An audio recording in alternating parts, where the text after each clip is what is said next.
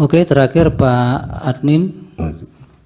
Terima kasih Yang Mulia atas waktunya. Assalamualaikum warahmatullahi wabarakatuh.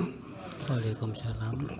Saya Adnin Narmas, saksi yang mendapat mandat dari Paslon 01 untuk saksi KPU pada tingkat nasional. Kami ingin menyampaikan Yang Mulia, saat menjadi saksi ada beberapa keanehan yang kami lihat. Di antaranya adalah ketika di Papua Selatan, di Kabupaten Mapi, Kecamatan Pasui, Kelurahan Bagaram, TPS 1 dan TPS 2, kami meminta untuk dibuka dan ditampilkan di layar. Di situ suara paslon 01 dan 03 di tip X. Yang anehnya adalah paslon 01 itu begitu banyak, ada sekitar 19, bahkan tertulis dengan angka 19, tapi kemudian di tip X dan dinolkan. Dan kemudian begitu juga dengan paslon 03, itu suaranya 135, jadi bisa dibayangkan banyak sekali tip X itu, tapi jejak tip X itu masih ada, dan itu ditampilkan di layar ya, yang bisa dilihat, dan itu dihapus dan dinolkan. Jadi ketika kami tanyakan kepada pihak KPU di Papua Selatan dan begitu juga Bawaslu, kami mempertanyakan bagaimana tanggapan terhadap kenapa itu di tip X. Kalau satu angka di tip X kan biasa, tapi kalau ada belasan angka di tip X, bahkan tulisan angka itu juga di tip X dan dinolkan, itu kan menjadi satu yang ganjil. Apa upaya Bapak ketika itu?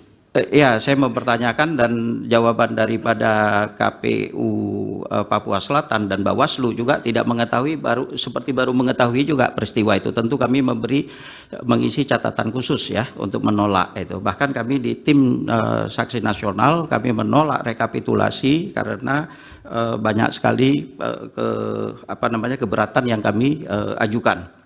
Tidak tanda tangan? Tidak tanda tangan, ya. Bukan hanya untuk di Papua Selatan, tapi secara nasional kami dari Paslon 01 itu menolak untuk menandatangani. Hal lainnya adalah ketika di Tawau, Sabah, dipaparkan, itu juga bagi kami satu keanehan karena jumlah DPK itu lebih banyak daripada jumlah pemilih DPT. Kita ketahui DPK itu kalau dialokasikan waktu di Indonesia, begitu juga di luar negeri, itu adalah 1 jam sebelum ditutup.